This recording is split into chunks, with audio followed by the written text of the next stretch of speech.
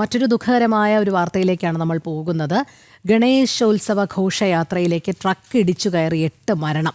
അപകടം കർണാടക ഹാസനിലെ ഹൊളേനരിസിപുരയിൽ. മരണസംഖ്യ ഉയർന്നേക്കാമെന്നാണ് ജില്ലാ ഭരണകൂടം പറയുന്നതും.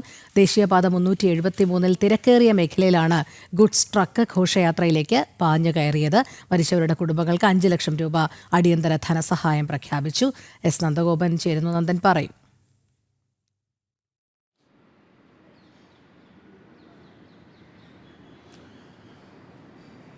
രോഹിണി, ഇന്നലെ രാത്രിയിലാണ് ഇത്തരമൊരു സംഭവം ഉണ്ടായത്. ഇന്നലെ ഗണേശ വിഗ്രഹ നിബഞ്ജന ഘോഷയാത്ര കർണാടകയിലെ ഈ മേഖലയിൽ നടക്കുകയായിരുന്നു. അതായത് ഹാസൻ, ഹൊളേനരിസിപൂർ എന്നീ റോഡിലാണ് ഈ സംഭവം ഉണ്ടായത്.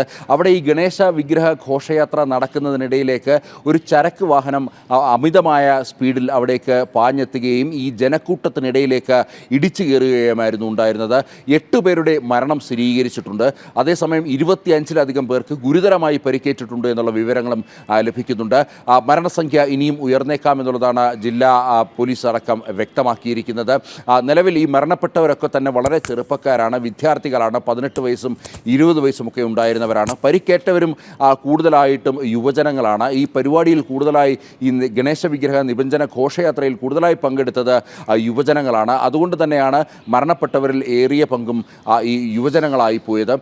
ഏതാണ്ട് 25-ലധികം പേർക്ക് പരിക്കുണ്ട്. പരിക്കേറ്റവരുടെയൊക്കെ തന്നെ നില ഗുരുതരമാണ് എന്നുള്ള വിവരങ്ങൾ തുടരുന്നു. അതുകൊണ്ട് തന്നെയാണ് മരണസംഖ്യ ഇനിയും ഉയർന്നേക്കാമെന്നുള്ള വിവരങ്ങൾ ലഭ്യമാകുന്നത്. ഏതായാലും ഇതുമായി ബന്ധപ്പെട്ട് പോലീസ് ഡ്രൈവറെ കസ്റ്റഡിയിലെടുത്തു എന്നുള്ള സൂചനകൾ ലഭിക്കുന്നുണ്ട്. ഇയാൾ മദ്യപിച്ചിരുന്നു എന്നത് അടക്കമുള്ള പരിശോധനകൾക്ക് വിധേയമാക്കുന്നുണ്ട്.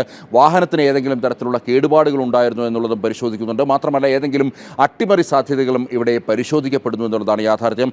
കഴിഞ്ഞ ദിവസം കർണാടകയിലെ മാണ്ഡ്യയിൽ ഗണേശ വിഗ്രഹ ഘോഷയാത്രയ്ക്ക് നേരെ തീവ്ര ഇസ്ലാമിസ്റ്റുകളുടെ ആക്രമണം ഉണ്ടായിരുന്നു. അതിനെതിരെ വീണ്ടും BJP ഇതേ മേഖലയിൽ തന്നെ ഗണേശ വിഗ്രഹ ഘോഷയാത്ര നടത്തിയിരുന്നു. അങ്ങനെ ഈ ഗണേശ വിഗ്രഹ ഘോഷയാത്രയുമായി ബന്ധപ്പെട്ട് കർണാടകയിൽ ചില അസ്വാരസ്യങ്ങൾ നിലനിൽക്കുന്ന സാഹചര്യമാണ്. അതുകൊണ്ട് തന്നെ ഏതെങ്കിലും തരത്തിലുള്ള അട്ടിമറി സാധ്യതകൾ ഈ വാഹന അപകടത്തിന് പിന്നിലുണ്ടോ എന്നും പരിശോധിച്ചു വരികയാണ്. ഏതായാലും നിലവിലിപ്പോൾ 8 മരണമാണ് സ്ഥിരീകരിച്ചിരിക്കുന്നത്.